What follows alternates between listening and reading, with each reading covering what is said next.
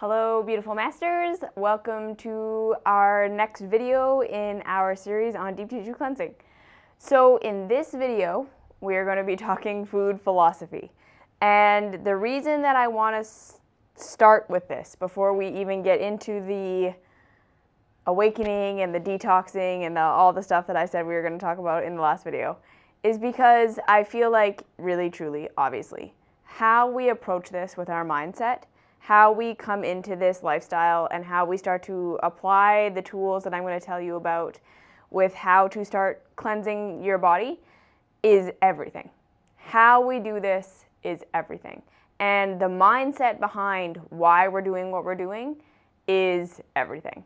So I really want to make it clear that if you want to use this cleansing lifestyle as just another eating disorder, or another thing to use to beat yourself up about how you're eating, if you want to use it as another thing to measure yourself against, whether you're being good or bad, right or wrong, if you're living up to it or not, you can definitely do that, and it will not be beneficial. It will not be as beneficial as it could be, and it will just turn into another diet. And to me, that would just be sad, because the capacity for this path to be so much more than just a diet, like to be life altering on so many levels, to be consciousness expanding, to be helping you step into who you truly are and see the truths of reality. That is what this is about, all right? And so if we are going to minimize it into just a diet or another, like I say, another way of measuring whether we're being good or bad today, you're just going to be missing out on so much of what this path has to offer. So truly, we can use anything as a tool to harm ourselves, or a tool to help us awaken and reach our potential and feel good in life. So how we approach this is everything, okay? So this is why I'm going to start with, we're going to talk food philosophy in this video, just so that you understand where I'm coming from and how I approach this path, and how it's probably very different from any other kind of detox people out there, and why it's so different, all right? So again, we can use anything in our lives, anything, as an excuse to learn to love ourselves deeper. Excuse to learn to understand our bodies deeper, to understand the truth of reality more. We can use anything as a reason to become more awake, aware, and enlightened. Or we can use anything to take us down a path of just deeper delusion and starting a new religion, or essentially, right? We can turn this into a dogma, into a religion, and we can make it a cul-de-sac. So if we really want to use this deep tissue cleansing work for the ultimate good, which is to awaken us, okay? We have to start with the foundations again, and I've said this over and over again, but this is the reality of it, of self-love. That we're doing this because we love ourselves. We're not doing this to fix ourselves. We're not doing this as a way of earning our righteousness. We're not doing this as a way of, now this is my new checklist of things that I use to measure if I did good or bad today. This is my new measuring stick for whether I'm successful or not. How cleansed was I today? How clean did I eat? How much did I remove? How philosophically aligned am I? We got to let go of all of that, because that is going to just completely and utterly get in our way. All right, so in the last couple of videos, we talked about toxic detox and how we can absolutely do this too fast. We can absolutely push this path beyond where it's actually healthy and where it's actually serving our bodies, to a point where we're harming ourselves. And again, the very, very, very last thing that I want for anyone in this group who's watching these videos is to take what I'm going to teach you and turn it into something you use to hurt yourself, okay? So we're starting with this, that the entire intention behind this, okay, is to help us awaken. And awakening happens slowly and incrementally as we slowly increase the amount of information that we flow through our vessels, right? So again, we talked about toxicity and how this plays into spirituality, right? That we all have blocks, we have clogs, we have things that are not flowing. And this is what the awakening path is. It's allowing for those blockages to be removed incrementally, slowly. We increase the amount of information that our bodies, our minds, and our spirits are aware of. We are increasing our perception. We are expanding our view of reality slowly. Because the truth is, the difference between enlightenment and insanity is a fine line. Okay? If we use this path to try and push ourselves to a place where we're so clean and so clear and running so much information through our bodies because we're removing all this blockage and we're getting rid of all these toxins and we're becoming so clean and so clear. If we can't actually handle that, we haven't built the vessel, right? Because remember, we talked about this. V equals P minus O plus I. If we're all just about the minus O, get rid of obstruction, but we're not building the vessel at the same time, we can run all this energy through it and it will just explode. We will destroy ourselves, okay? And this is why I'm just going to say, I don't recommend long fasts. I don't recommend water fasts. I don't recommend juice fasts. I don't recommend making any kind of dramatic change to the way that you're eating that you're going to do for a period of time. Because, number one, it's toxic detox. None of us are prepared for that. Our body, those fasts, okay, and I'm just going to say this. Fasts are for people who are flying high already. They are for people who are doing already amazing. Their organs and their tissues are so integral. And they're really wanting to get to like the last little increments. Like they've literally been on a raw foods diet for 40 years and they've regenerated and healed to like such a degree and they live in the tropics and they are out in the sunshine and they have no stress. Those are the people who should be fasting, in my opinion. Okay? Fasting is not for the ill. Because again, it sends the body into this toxic detox state where we're stirring up all these toxins. We're asking the liver, the kidneys, the lungs, the colon to release all this toxin that the body, again, was never designed to deal with in their already weakened state. And that is just going to send us into a panic state. And this is why most people go on a fast, and then after their fast, they find that they binge out of control, or they feel completely crazy around food, or they have no idea what they're doing. And at the same time, like maybe during their fast, they had all these revelations and all this like awareness and all this stuff, but they can't do anything with it. They can't ground it. They can't actually make it a part of their life. Of course you can't, right? You didn't build the vessel, okay? So we can do these really extreme things for periods of time and see semi-benefit from it. But it's the long term of what happens when we do these things that actually matters, okay? So here's the biggest key that I really want you to understand, okay? It is consistency. It is consistency that changes the biochemistry of the body. Consistency. Not what we do for a 30-day or 10 days or 40 days.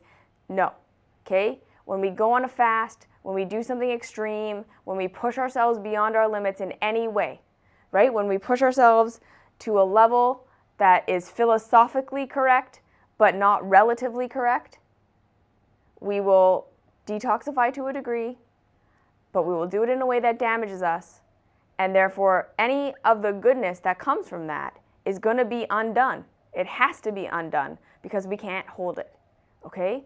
So this is again why I harp on this so much, that going slow, acknowledging where you actually are, the relative truth is so much more important than the philosophical truth, okay? I don't care who tells you that we were designed to be fruitarians and that that's our species-specific diet. It doesn't matter. We don't have species-specific bodies. Relative truth is what matters right now. Where your body is actually at, what your body is adapted to right now is what matters and what will dictate what your next step is, okay? So we are honoring the vessel that we have. So what this means is, okay, I'm going to give you all these rules, not rules. I'm going to give you these philosophies and these strategies and these tools that you can use to start to cleanse your body. And you are going to have to apply them to where you are right now. So again, the first rule is we're using this as a tool for self-love. We're using this as a tool for self-love, self-discovery, enlightenment, more awareness of the self. This is not about getting rid of these bad habits or blah, blah, blah, blah, blah. We need to see that, again, the reason we eat the foods we eat is because we're adapted to them. To just go on a super clean diet right now is to cause toxic detox. So for anybody out there who's ever done a cleanse or like tried to eat a diet that was very different from the diet that you were eating before, and then you fell off, or you had cravings and you just like couldn't control yourself, that was your body saving your life. Okay? That was your body saving your life. It was taking you back to where you're actually adapted to be, because that place that you were trying to be was too far from where you actually are, and you were causing toxic detox. Okay? So if we really want to use this path as a way of enlightening us and not just making us crazy people who are trying to be fruitarian or clean or whatever it is that we get this philosophical idea in our head that we're supposed to be, we will honor and respect where we're at. And then the second thing is we will have the long term in mind. We have to have the long term in mind. This is something we do now for the rest of our lives. We are not racing to any philosophical place. Okay? We are now saying, I'm going to approach my eating and my body and this journey that I'm going to go on with my body as this lifelong thing that I'm going to do. This is not about a quick fix. This is not about something in a year or two. We're in this now. We're committed to this. And we're going to do it one little step at a time. Okay? So I'm going to offer, right? If you're listening to these tools and you have an awareness that something that you're eating isn't serving you, it doesn't feel good, it's not clean or healthy, but you really want to eat it, my advice is always going to be to eat it. Okay? I'm going to give you tools for how to take what you love right now, the foods that you really enjoy, how to combine them and order them and put them in a certain way that they can be of most benefit to your body.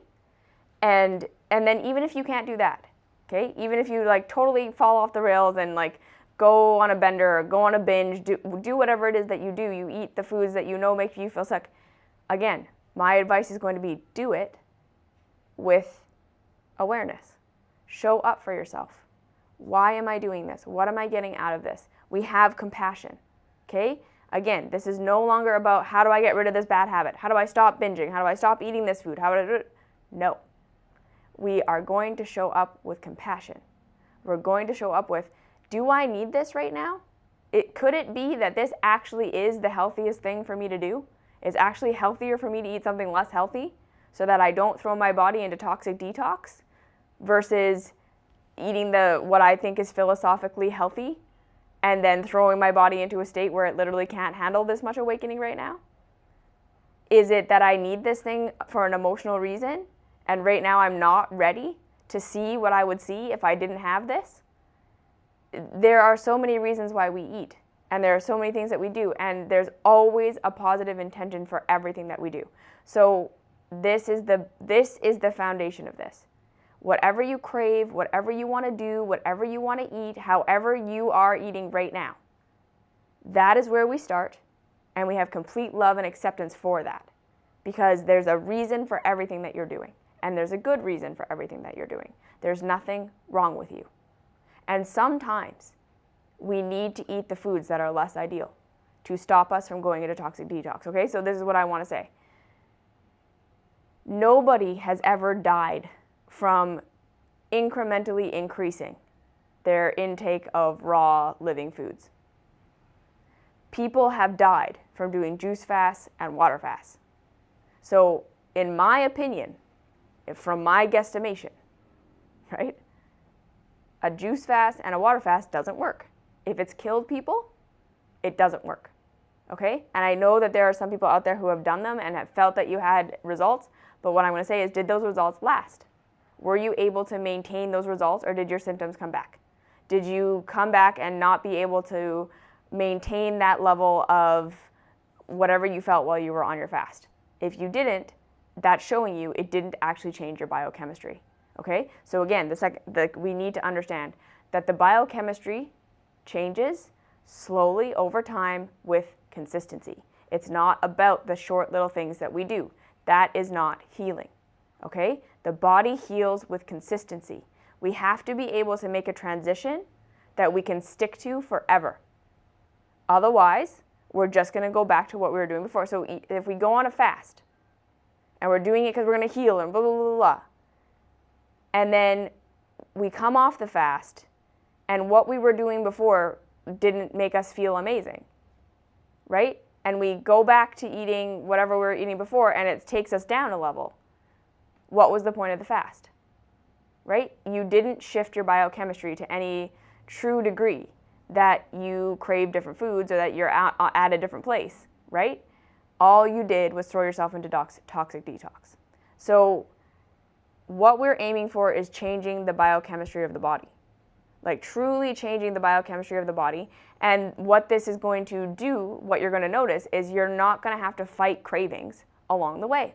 Because if you're truly doing this at the rate and speed that is actually beneficial for you right now, your taste and your cravings will naturally change themselves as your biochemistry changes.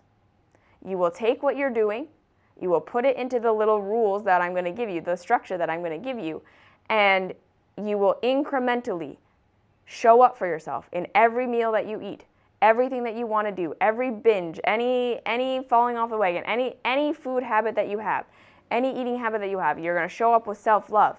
You're going to show up with awareness. You're going to show up with all these tools and saying, no, I love myself. I'm already good enough. I'm already perfect. This is not about changing myself so that I'm worthy of something. This is about increasing my awareness to seeing that I'm already worthy. We're going to incrementally do this, and this is how your body's going to change. This is how your palate is going to change. This is how your desires are going to change. There is never a point in here where I'm going to ask anyone to be strict, anyone to use their willpower or determine it. No. We do everything we want to do with curiosity. We do everything we want to do with, why am I doing this? What is the positive benefit? We are using this as a tool for self-love. Okay? So this philosophy is, this is not a diet. This is not a philosophy that you're trying to live up to. This is not another thing you're using to determine whether you were good or bad today. How clean were you? No.